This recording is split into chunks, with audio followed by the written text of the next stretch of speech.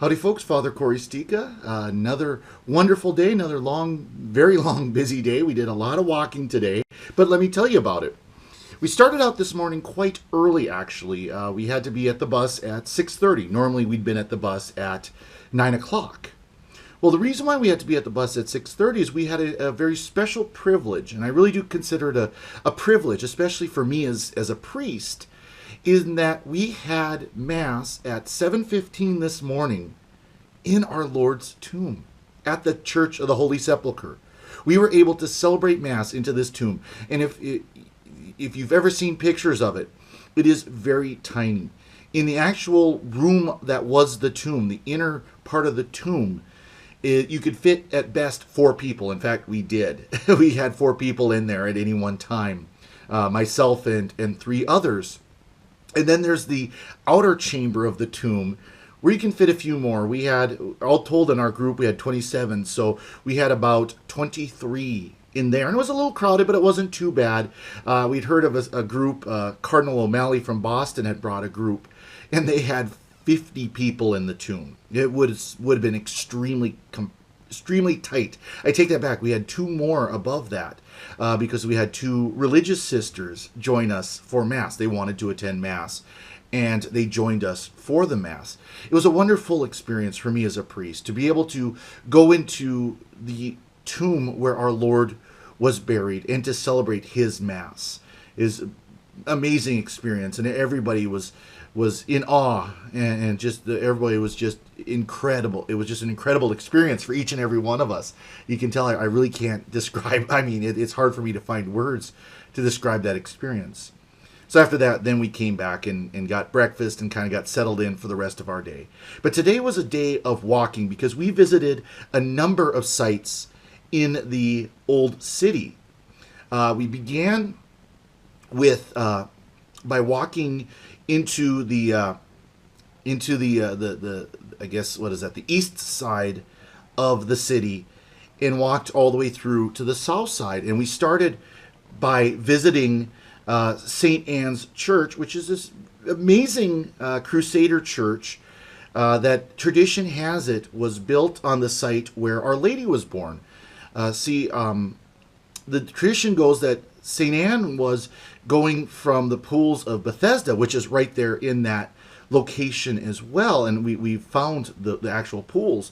But she was walking from the pools to go up to the Temple Mount, which is just a very short distance, no more than a couple hundred feet, and she went into labor. And so that's where Mary was born, was at that location. It's a neat church, though, because it has fantastic acoustics. You can sit in the church, and it just echoes. It just rings when you sing. And so we sang the Hail Holy Queen there at that location. It was just beautiful.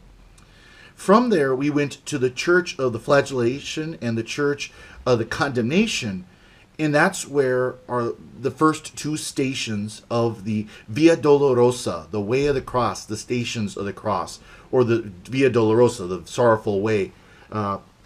We began there, and we were able to we walked the stations. We walked every station.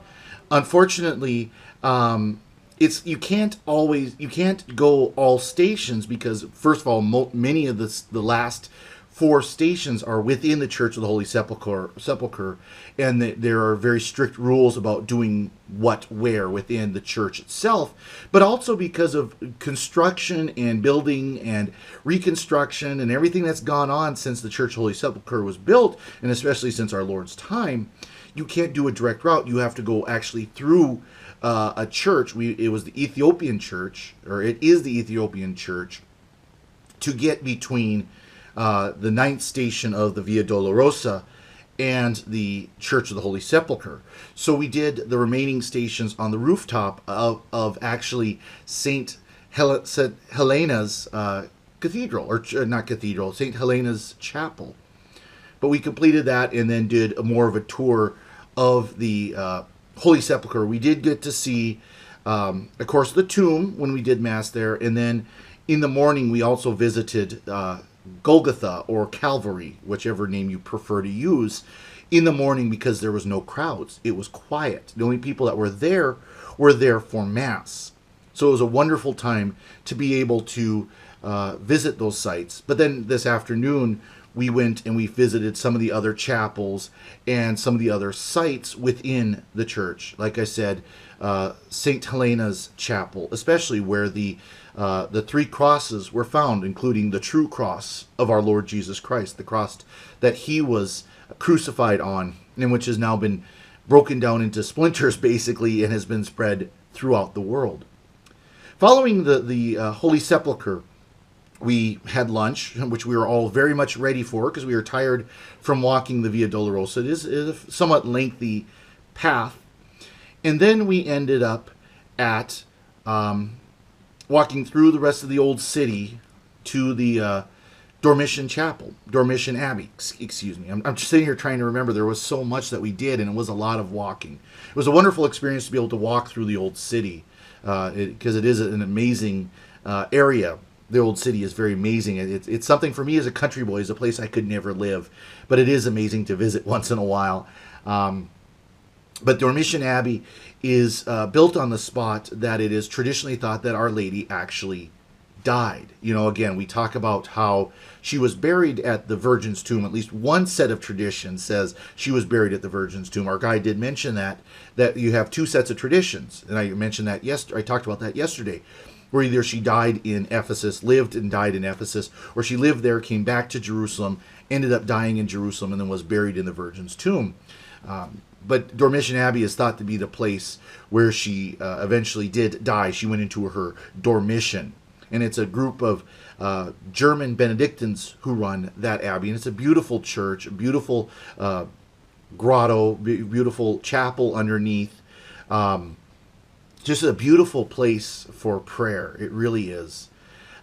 Just around the corner, almost literally, is the cenaculo, the cenacle, the upper room, the room where we believe, or at least the location where we believe that our Lord had his Last Supper, and also where the apostles went after his crucifixion and death and he was buried.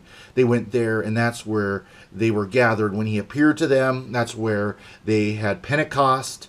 Now, the building that is there now is not the original building. It is a Crusader-era building that has been turned into a mosque. It has been taken over by the Muslims. However, it is still believed to be the location.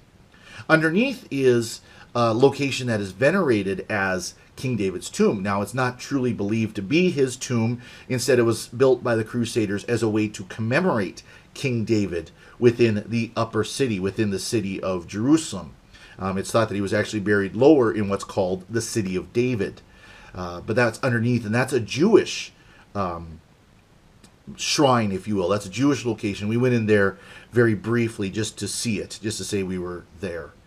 Following our time at King David's tomb, or what's called King David's tomb, we then went to our last location of the day, the Church of St. Peter in Gallicantu. This is the church where location of Caiaphas's house, where it was believed that the high priest Caiaphas lived, where our Lord was taken, where St. Peter came into the courtyard and denied our Lord 3 times before the cock crowed. That's what Gallicantu means, the cock crow.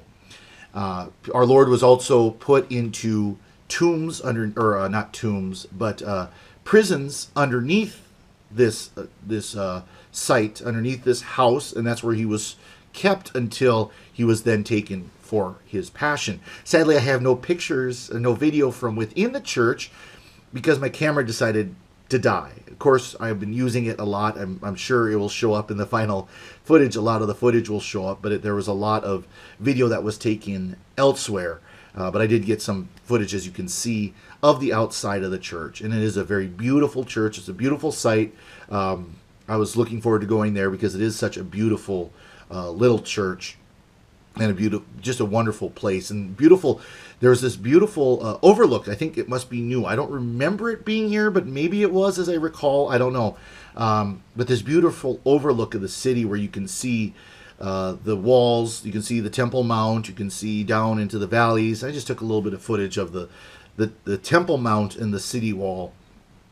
But it's beautiful overlook of that part of the city, looking down towards Bethlehem and over actually into the country of Jordan, as it was explained to us.